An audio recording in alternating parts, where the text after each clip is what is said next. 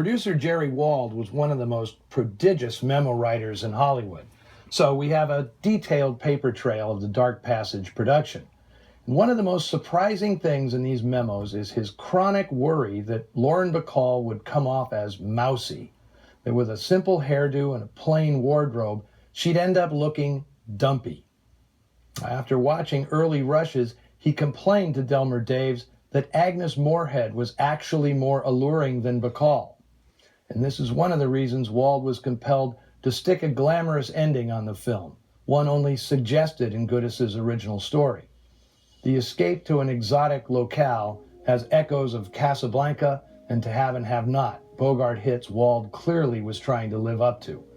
It also provided a reason for Bacall to finally appear in all her radiant movie star glory. Now, Wald also obsessed over having a theme song, like Casablanca had As Time Goes By. David Goodis was a devoted jazz fan, and he would have loved it if they'd used tunes by Count Basie, which figure prominently in his novel. But Wald had other ideas, clearing rights on no less than 5 songs, including You Go to My Head, I Guess I'll Have to Change My Plan, and Someone to Watch Over Me, which Delmer Daves immediately rejected as being too spot on, though you do hear a few of these tunes in the background. Now, in the end, it came down to Jo Stafford singing her version of Too Marvelous for Words, music by Richard Whiting, lyrics by Johnny Mercer. You mind if I play the other side once more? I may not hear it again for a long time.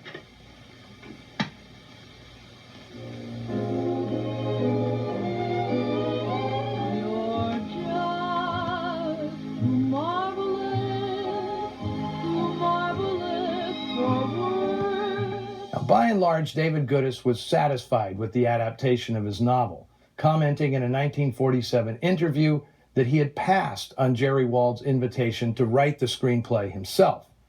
In a rare admission for a writer, Goodis said Delmer Daves did a better job than he could have, especially when it came to streamlining the book's detours into internal monologues, something that would soon become Goodis's literary trademark. In fact, the only significant deviations from the book are the ending and the death of Madge Rapp. If that scene was a bit confusing to you, there's a reason. Hollywood's production code did not allow a character to commit suicide as a way of escaping justice. In Goodis's novel, it's clear that when crazily vindictive Madge hurls herself out the window, she's doing it to frame Vincent for yet another murder. In the film, however, this perverse motivation gets lost in that big billowing curtain. Her on-screen death plays like a freakish accident. For all the build-up Warner Brothers put behind David Goodis, his brush with Hollywood fame and fortune was incredibly brief. He rejected all suggestions of being the next Dashiell Hammett, and after finishing his script for The Unfaithful, he packed up his jazz records and a few meager belongings and moved back to Philadelphia to care for his schizophrenic brother, Herbert. Now, Goodis spent the 1950s in the house where he grew up, churning out paperback originals for low-end publishers. And it's those books, dark stream of consciousness nightmares like Cassidy's Girl, Down There, and Nightfall, that forged his literary legacy.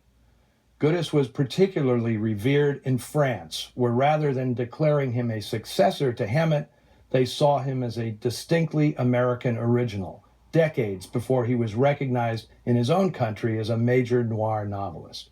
I recently published the only English-language translation of the definitive biography, Goodis, A Life in Black and White, written by my colleague Philippe Garnier. It is a must-read for any fan of crime fiction. Goodis's life was itself a peculiar and compelling mystery. Now, a strange footnote to the legacy of Dark Passage is that late in his life, Goodis brought a lawsuit against the makers of the TV series The Fugitive, claiming that the show's premise was stolen from his original story. In 1965, he claimed copyright infringement and asked for $500,000 in compensation, money he needed to care for his mentally ill brother. Goodis died a month after giving his deposition. He was only 49 years old.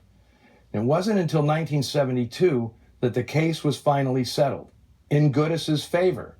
His estate was awarded a grand total of $12,000.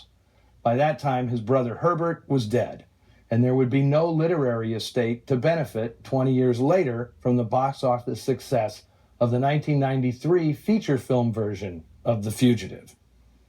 Now, I like to call my Noir Alley digs the scene of the crimes, and I hope you'll join me here next week when I'll be presenting the actual scene of the crime, a 1949 MGM policier starring that brooding existential icon of noir fatalism, Van Johnson. Now, if you'll excuse me, I have to call and schedule my annual physical with my longtime specialist, Dr. Walter Coley.